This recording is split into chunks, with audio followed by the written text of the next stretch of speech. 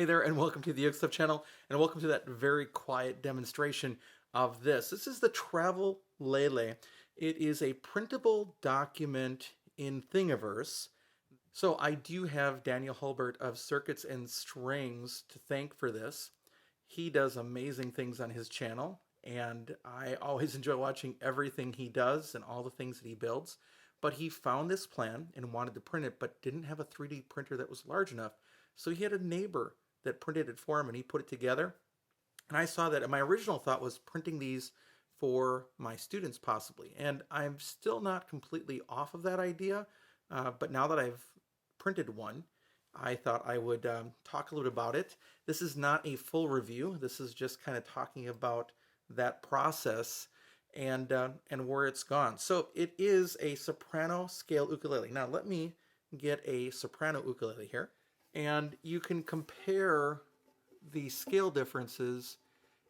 It is just a little bit smaller scale than a regular soprano. So if I line up the nuts up there, the soprano scale ends down there and the treble ends up there. So it is a little bit smaller than a soprano.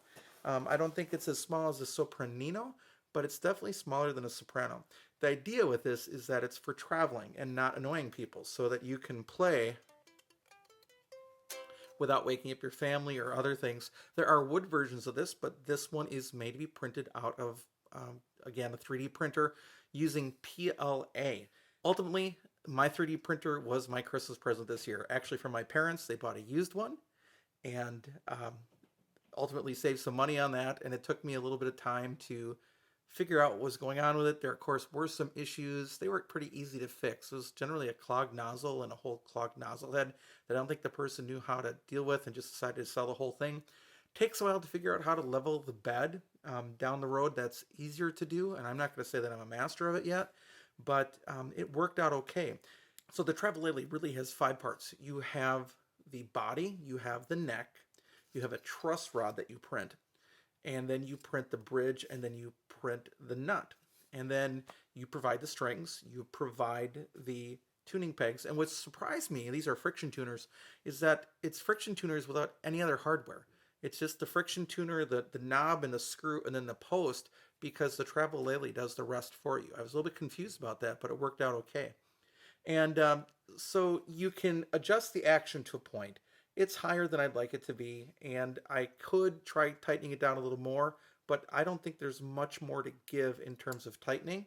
There's not much more space there. I can do a little bit more, but that's about it. And of course, with friction tuners, it's a little more tricky to tune, especially when it's new. But just in general, it's not as nice as a geared tuner. Now, that's not to say that friction tuners are bad. That's not what I'm saying. I'm just saying they can be a little more finicky than a geared tuner. There is a geared tuner version of this, but when I printed it, it didn't print with the holes for the strings to go through. That was all blocked off. So that design plan there is flawed. So if you decide that you want to look at this and print one of these, make sure that you don't do that one, because it really isn't set up right. This one works through, the strings feed through, and everything is great.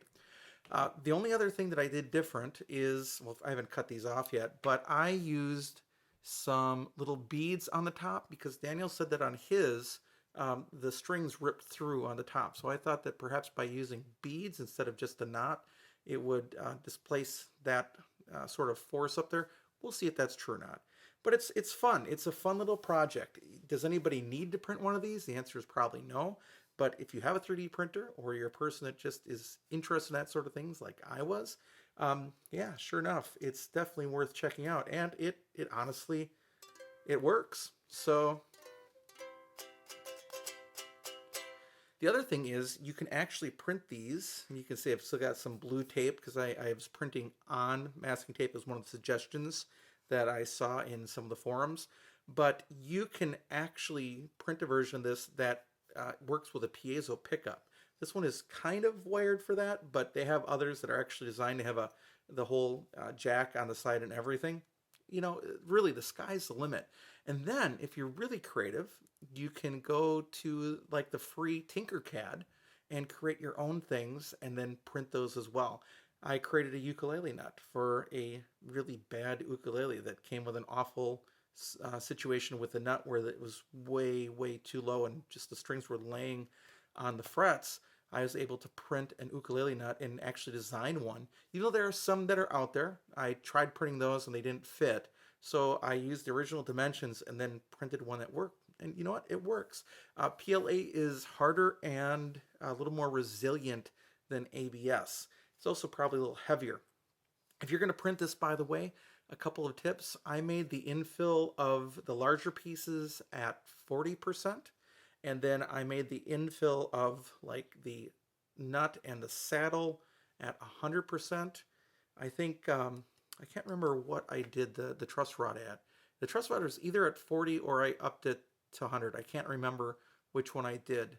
The other thing is this is a 6-32 by 1 inch nut there, and nut and bolt, and I had to sort of force in the nut using some pliers.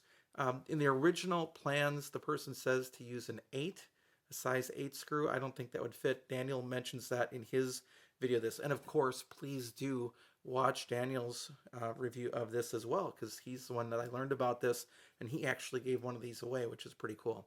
So I'm really pleased with this. Now, I had some failures. I printed a couple of small things just to see if it would work. Had some epic fails early.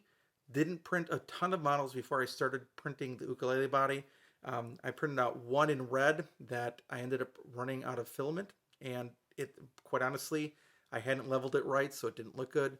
Then I printed out the second one of these. That was one with the tuners. They're supposed to be working for geared tuners, and that one didn't work because, again, the whole design actually is flawed. And then I printed out this one. Well, that's the other catch. Printing these for a school. They're really cheap to make. I mean, you can buy the tuners for not much money. The screws don't cost very much. Really, it almost costs more for the strings than it does for the filament on it. However, the question is time. How much time are you willing to commit to this project? For me, the body at 40% infill was, I think, around 18 hours. The neck, I think, was 13 hours of printing. The nut and saddle were much faster. So, you know, basically a full day of printing. So if you would want to print a classroom set of these, or if you wanted to print them for students to use and to check out, it would be a long-term commitment in terms of printing. That said, doesn't hurt at all to start the printer, go to bed, and take care of it the next morning if it's done. So, you know, it's kind of a toss-up. Could this be done for a school? Could a bunch of parents that had 3D printers print some for you? I think you could, because, I mean, the dimensions would be the same. You just want to stipulate some other things. I also printed this with a 3mm. I also printed this with a 3mm nozzle. I think that the original creator printed it with a 4mm nozzle, and you could try playing with a larger nozzle to see if you could cover more area more quickly. Certainly worth trying, but I just used what I had available, although in the kit of things that I got, there were a whole bunch of nozzles, different sizes that I could try. And I might. My son, who is 8, you might have seen him on the yearly sort of gift guide. He, once he saw this, said, "Can I have one of them too? Can you print me one?" And my answer, of course, is absolutely. Of course I can. So I might try around some other combinations, maybe different nozzles, and see what can happen. I don't know. And that's the fun thing about this is when you have a 3D printer, you can just experiment and see what happens. And if things work out great, that's great. And if they don't, they don't. Oh, the other thing that I want to mention is not only can you design in Tinkercad, but then there is Cura, C-U-R-A. I think it's like Ultima Cura is the software. It's free.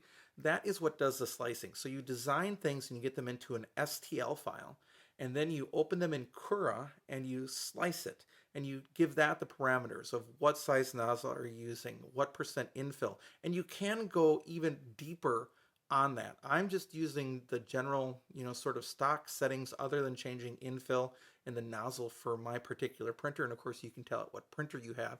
And then it does what it calls slices and decides how it's going to print.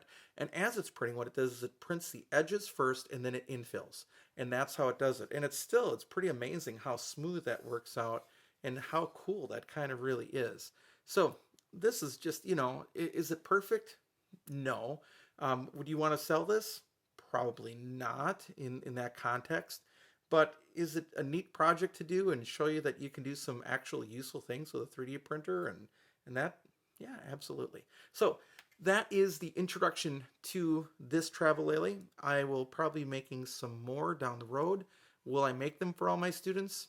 That was my original thought, but now having printed a few, that would be a lot of time. So I'm not sure I will be able to do that.